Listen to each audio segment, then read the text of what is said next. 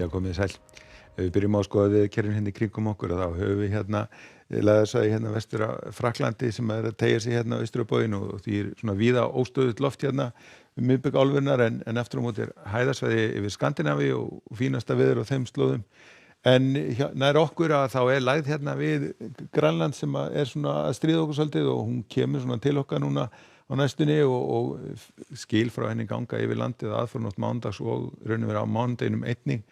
En síðan þegar hún er úr sögunni þá tekur við svona rólegheita veður hjá okkur. Ef við lítum á hitasviðið að þá er nú svona svolítið svalt loft sem er akkurat yfir okkur núna en síðan hlýnar nú aðeins hjá okkur og hiti geta alveg farið upp í 18 stig á morgun en síðan með þessar lægð sem kemur til okkar eftir helgi að þá kólnar aftur og þá má gera það fyrir að við sjáum lítið hitatölur fyrir ofan 10 stigin.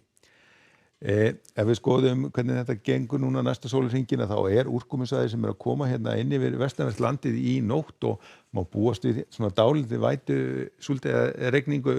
vestanvert landið en síðan þegar kemur fram morgundaginn þá fer nú svona aðeins að létta til og allavega svona að þorna upp en það má nú gera ráð fyrir að verði vestan svona þungbúið vestanvert landið en aftur á móti mun bjartara austan til og þar getur líka orðið hlýjast hitastigið svona kannski 18 stig en aftur móti svalara hérna vestan til. Nú síðan áfram þá sjáum við hvernig þessi skil koma hérna inn á landið annað kvöld, það svona fer þá að rigna fyrst landið vestanvert síðan ganga þessi skil inn yfir landið á aðfarnótt mánudags og reyndar á mánudeginum má nú gera ráð fyrir því að það rigni nú talsvert á austanverðu landinu og suðaustanverðu landinu en fennum svona létta til landið vestanvert svona þegar kemur fram á daginn og það verður þá svona áfram hlýjast hérna norðan til svona 16 stig þar sem að hitinn verður mestur en svona heldur svalara hérna vestanlands. Nú á þriðjudeginum að þá verður svona hæglætisveður hjá okkur, það verður svona fremur hæg vestlæg átt, svona kannski fremur svalt í veðri, hitatölur svona víða í kringum 7-8 stigin og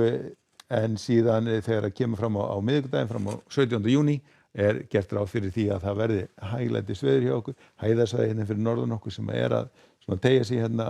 suður á bóginn þannig að gert ráð fyrir svona hægum vindi og gæti nú orðið nokkuð bjart en aftur á móti eru spár sem eru að spá því að það komi hérna úrkomusvæði sem að muni ná inn á vestanvert landið en við skulum svona bara bíða og sjá til og halda okkur við þessa spá allavega eins og stendur.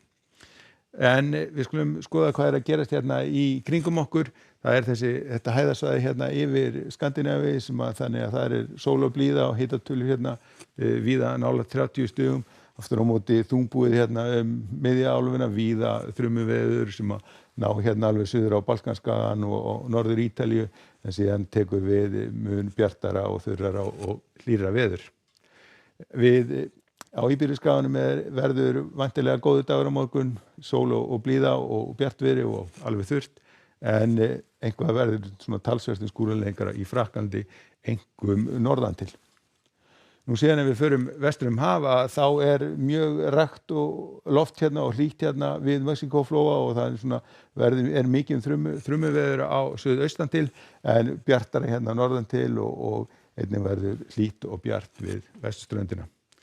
En hjá okkur morgun verður suðurlega átt svolítið þungbúið hérna landið vestanvert en bjartara austan til. Látum þetta duga fyrir í kvöld. Verið sæl.